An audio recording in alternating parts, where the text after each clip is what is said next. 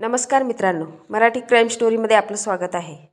उत्तर प्रदेश येथील अत्यंत धक्कादायक घटना आहे। गोरेगाव येथे राहणारी 26 वर्षाची पूनम ही नर्सिंग करत होती। तिचे एका हॉस्पिटलमध्ये प्रॅक्टिस सुरू होते। पूनमचे 2021 साली लग्न झाले होते। तिच्या पतीचे नाव राम सिलोचन पाल असे होते। हा परिवार उत्तर प्रदेश भदोडी जिल्ह्यातील रहिवासी होते, परंतु हे बरेच दिवसापासून महाराष्ट्रामध्ये राहत होते। पूनमचे शिक्षण झाल्यानंतर तिने नोकरी करण्याची तयारी सुरू केली। राम सिलोचन पाल हा पनवेलमधील खांदा कॉलनीमध्ये राहत होते। त्याने पनवेलमधील एका कॉलेजमधून BA शिक्षण घेतलं होतं। तो बेलापूरमध्ये IT कंपनीमध्ये नोकरी करीत होता। 11 डिसेंबरला पूनमने आपल्या घरच्यांना सांगितले की नवऱ्याबरोबर फिरायला जात आहे। त्यांच्या लग्नाला 6 महिने झाले होते, पण ते एकत्र राहत नव्हते, कारण ते मूळचे उत्तर प्रदेशातील राहणारे होते। तेथे गौना ही एक पद्धत आहे। लग्नानंतर मुलगी ही लगेच आपल्या पतीच्या घरी न राहता 6 महिन्यापासून 3 वर्षापर्यंत आपल्या माहेरीच राहते। त्यानंतर जेव्हा तिचा गौना होतो तेव्हा ती आपल्या सासरी जाते। त्याचप्रमाणे पूनमचा देखील अजूनपर्यंत गौना झाला नव्हता, त्यामुळे ती आपल्या माहेरीच राहत होती। पूनम आणि राम सिलोचन जरी एकत्र नसले तरी सुट्टीच्या दिवशी ते एकमेकांना भेटत असत, फिरायला जात असत।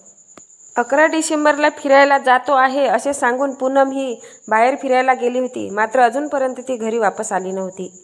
तिचा फोनसुद्धा स्विच ऑफ होता, म्हणून तिच्या भावाने तिच्या नवऱ्याला म्हणजे राम सिलोचनला कॉल केला।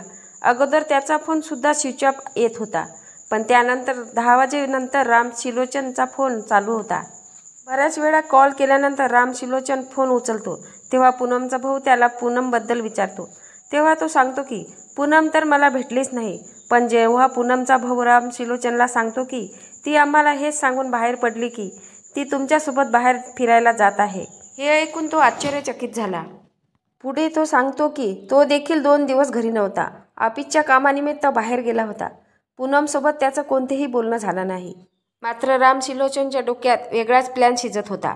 पूनम ही हसमुख स्वभावाची होती आणि मनमोकळे बोलणारी होती, त्यामुळे राम सिलोचनला पत्नीवर शंका येऊ लागली। म्हणून त्याने पूनमला एक दिवस विचारले की तुझ्या लग्नाच्या आधी कोणी बॉयफ्रेंड होता का? तेव्हा तिने सहजपणे सांगितले की माझे बरेच मित्र होते। त्यामुळे राम सिलोचन याला जास्त शंका यायला लागली। रागाच्या भरात त्याने पूनम हिला संपवण्याचा प्लॅन केला। लग्न झाल्यापासून या गुन्ह्याची तयारी करत होता। त्याने त्यासाठी वेगवेगळ्या क्राईम स्टोरीज, न्यूज आर्टिकल्स पाहिले होते। हा 3 महिन्यातून पूनमला 2दा माथेरानला घेऊन गेला होता। तो असे लॉज शोधत होता की जिथे CCTV कॅमेरे लागलेले नाही आणि तिथे कोणतेही प्रकारचे आयडेंटिटी प्रूफ मागितले जात नाही। माथेरानमध्ये इंदिरा गांधी नावाची कॉलनी आहे, येथे सायसन लॉज आहे। हे लॉज केतन नावाचा व्यक्ती चालवत होता, त्यामुळे जास्त टुरिस्ट लोक तिथे जात नसत। 12 डिसेंबर 2021चा थंडीचे दिवस होते। त्या लॉजमध्ये CCTV कॅमेरे नव्हते आणि आयडेंटिटी प्रूफ पण मागितले नव्हते, त्यामुळे तो पूनमला त्या लॉजमध्ये घेऊन गेला। दिवस होता 11 डिसेंबर। दोघांनी सोबत जेवण केले। जेवण झाल्यानंतर दोघेही झोपी गेले, मात्र राम सिलोचनला याला झोप येत नव्हती। त्याच्या डोक्यामध्ये संशयाचे भूत फिरत होते। त्याने आपल्या प्लॅनप्रमाणे पूनम झोपेत असताना तिचा गळा दाबला। काही क्षणातच पूनम हिचा मृत्यू झाला। त्याने तिच्या मृतदेहाला बाथरूममध्ये ओढत नेलं आणि धारदार शस्त्राने तिचे डायरेक्ट मुंडके उडवले। तिचे मुंडके घाईतच त्याने आपल्या बॅगमध्ये ठेवले आणि तिचे कपडे, पर्स वगैरे सगळं त्याने बॅगमध्ये भरले। रक्ताने माखलेले पूर्ण डाग त्याने पूर्ण साफ केले आणि तिचे धड बेड खाली लपून ठेवले। रूम पूर्ण साफ केली। तिथे कोणताही पुरावा न ठेवता तो घाईघाईने तिचे मुंडके घेऊन बाहेर निघाला। निर्जन स्थळी गेला आणि तिचे मुंडके, पर्स आणि कपडे फेकून दिले आणि सरळ घरी गेला। इकडे मात्र तेथील कर्मचारी नाश्ता करण्यासाठी त्यांचा दरवाजा ठोठावत होते, मात्र आतमधून कोणीही प्रतिसाद दिला नाही। त्यामुळे लॉजच्या कर्मचाऱ्यांनी लॉजच्या मालकाला बोलावले। त्यानेही दरवाजा ठोठावला, मात्र आतमधून कोणीही प्रतिसाद दिला नाही। त्यांना वाटले की हे जोडपे बाहेर निघून गेले असावेत। बराच वेळ त्यांनी वाट पाहिली, मात्र आतमधून कोणीही बाहेर आले नाही, म्हणून त्यांनी स्वतःजवळची चाबी घेतली आणि दार उघडले। आत गेल्यानंतर त्यांची रूम नीटनेटकी दिसत होती। आतमध्ये कुणीही नव्हते आणि त्यांचे सामान पण नव्हते, त्यामुळे सफाई कर्मचारी ती रूम साफ करायला लागले।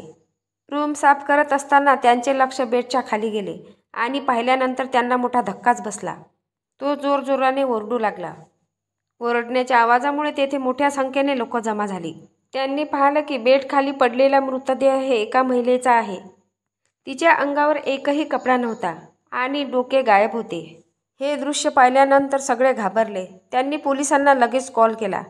पोलीस घटनास्थळी पोचले.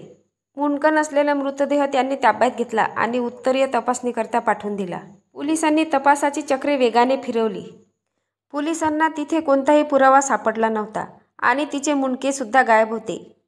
तरीही पोलिसांच्या अथक प्रयत्नाने पोलीस राम सिलोचनपर्यंत पोचले आणि त्याला ताब्यात घेतले. सुरुवातीला तो पोलिसांना सगळं काही खोटं सांगत होता.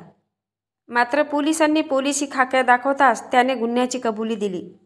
एका क्षुल्लक कारणावरून पत्नीला काहीही न विचारता त्याने तिच्यावर संशय घेतला आणि तिचे डायरेक्ट मुंडकेच उडवले आणि शेवटी त्याला जेलात जावे लागले. तुम्हाला या घटनेबद्दल काय वाटते नक्की कमेंट बॉक्समध्ये सांगा. नवीन असाल तर चॅनलला सबस्क्राईब करा, लाईक करा. भेटूया पुढल्या व्हिडिओत. जय महाराष्ट्र.